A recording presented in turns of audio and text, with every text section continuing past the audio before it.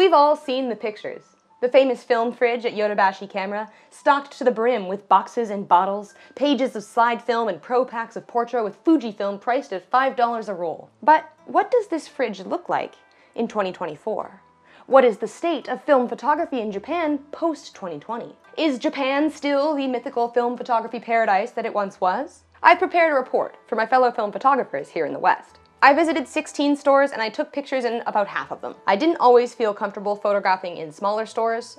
Your camera phone in Japan will make a little clicking sound when you take a picture, and that can be quite loud in otherwise silent environments, and I didn't want shopkeepers to get mad at me in Japanese.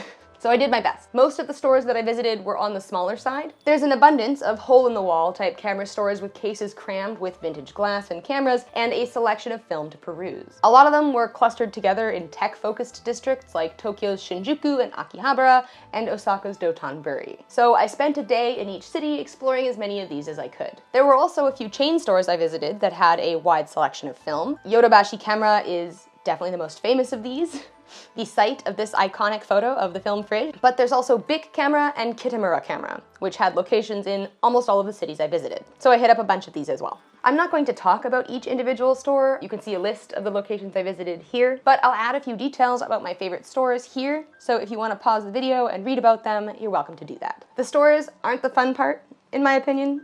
I want to talk about film. The first question on my mind when I got to Japan was, can I buy real Fujifilm here? And the answer is yes. Read them and weep. These are brand new, expiry date 2026, made in Japan, Fujifilm. So Fujifilm is back in production in Japan. Confirmed. You saw it here first, folks. Well, you saw it on Reddit first, but you saw it here as well. So this is kind of exciting. I think this is an exciting moment for color film photography enthusiasts around the world. It means that we now have a total of 4 color film producers, which is up from the 2 that we had at the beginning of 2023. So 10 out of 10, that is very exciting. Happy to report back on that one. Quantities are limited. The production certainly hasn't scaled back up to its former glory. Everywhere I went, there was a limit on the number of boxes that I was allowed to purchase.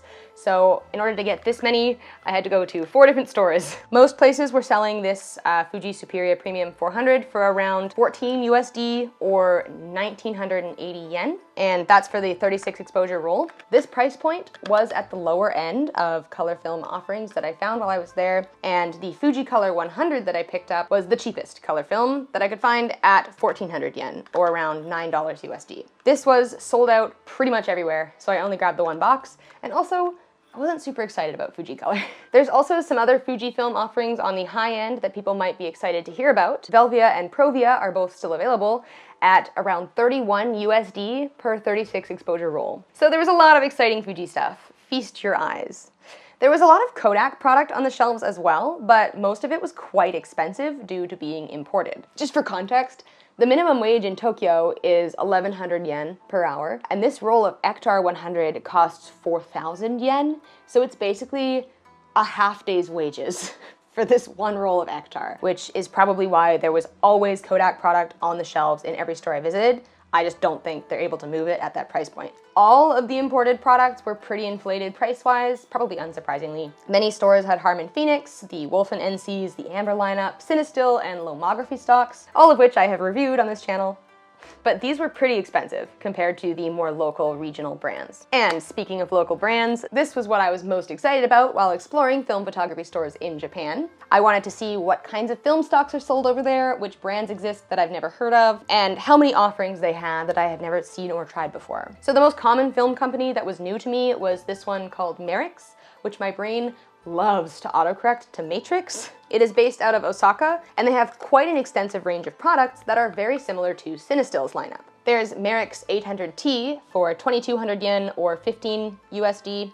I shot a roll of it, and it is practically identical to Cinestill, which was pretty funny, actually, because some of these stores had Reflex Labs 800T or whatever they're calling it, an Amber T800 priced at 3,000 yen, and then actual Cinestill was priced higher than the Ektar at 4,500 yen, while a functionally identical product sat beside them on the shelves for half the price. Don't buy Cinestill in Japan, you're literally only buying the brand name. Now, I could be wrong about this, but I think the only other Japanese-based film company was this way smaller brand called Fumoto. And they have really appealing packaging, but their price point was just too high for me to bother picking up. Although now I kind of wish I had, because after doing some investigation, apparently this is a respooling of an expired film stock that is no longer commercially available. And even though that expired film stock is not particularly good, the scarcity mentality kind of makes me wish I'd bought at least one, but I didn't. So aside from these two Japanese-based companies, there were a few Hong Kong-based companies that were branded to look Japanese, namely Showa Camera and Yashica. Showa, again, had really appealing packaging, but the price point was just inaccessible for me. And Yashica, I did not know that this brand name was being used to produce color films still, but apparently it is. They had a pair of products that I found really interesting. They have the Sapphire 70s and Ruby 60s. One of these films is apparently warmer toned and the other is apparently cooler toned, although I've heard dubious mixed reviews of that online. Now, this pairing of one blue toned and one red toned film was a recurring theme. Showa Camera offered the same blue-red pair pictured here, and Rito Color has this glow versus aqua pair, which I suspect is the same. They all look pretty Wolfen-y to me, but frankly with better branding for the most part. The actual Wolfen branded film that I found on the shelves in Japan was marked way up. Interesting stuff. There were a few more companies that I had never heard of that didn't seem to be based in the region. Notably this one, Candido, was in a few different stores. It's definitely European. It says designed in London, packaged in China. Doesn't say where the actual film comes from. And I didn't see them on the shelves when I visited Paris last year, so it may be new, I'm not sure. And their tagline is pay for flights, not film, which I had to do both to get this, but I like the attitude. Despite being imported, it was fairly cheap. Next we have Vibe Photo, which is another one that was quite expensive. I assume it's imported. As far as I can tell, they don't have a website, so I couldn't get any more information about the manufacturer. This one was priced at 2,700 yen. I'll talk quickly about some black and white stocks, though you may have guessed that that's not my area of expertise. Of course, we have Japan Camera Hunter Street Pan 400, which sounds Japanese, but isn't. It's actually manufactured in Belgium, according to Analog Cafe. Go and check out his blog if you want to hear from somebody for whom black and white film truly is an area of expertise. There's also this film that I found, which was interesting. It's called Oriental Seagull 400, Film for Black and White Prints. And this is manufactured by Harman in the UK, specifically for the Japanese market. And apparently it's not just rebranded Kentmere 400 or Ilford or whatever.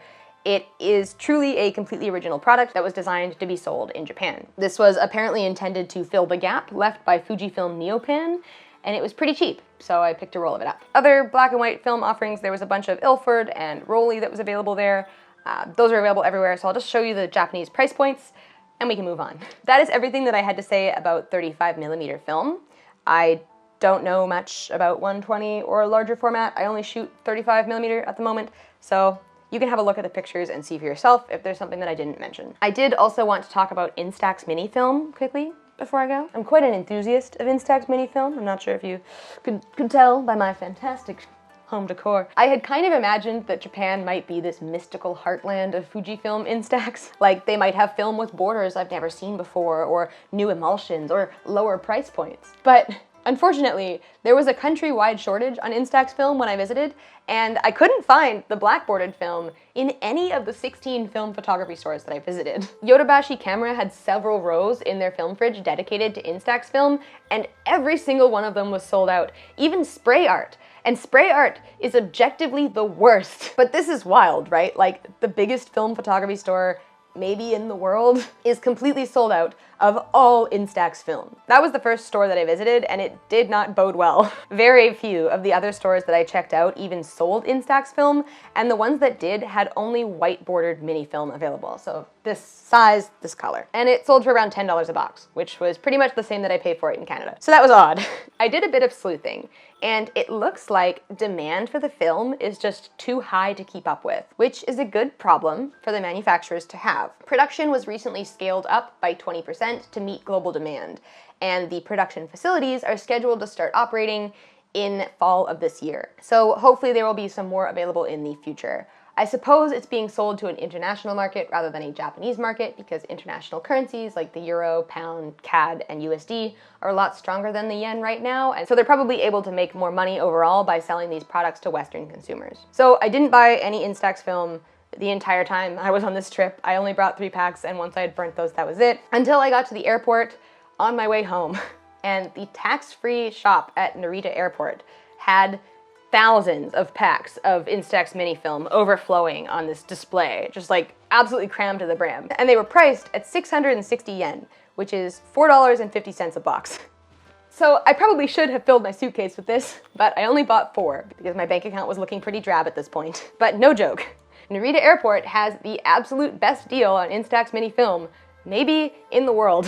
I can't imagine it getting any cheaper like this. I challenge you to find me Instax mini film priced cheaper than this. And that is everything that I had to say about film photography in Japan. Thank you so much for watching. I hope that you guys found this video interesting and helpful. If you have a trip to Japan planned in the near future, may this video guide your purchasing endeavors. If you liked the video, you can help support my channel by buying me a coffee through the link in the description. All proceeds from that link will go towards improving the quality of the videos that I produce. And if this video has put you in the mood to buy some film, you can do so online by shopping at Freestyle Photo LA through my affiliate link, also in the description. This is the best way to help out my channel because you get film and I get money and everybody's happy. So I'll see you guys next week with another video. And until then, I want you guys to stay sharp and don't forget to keep shooting. Bye guys.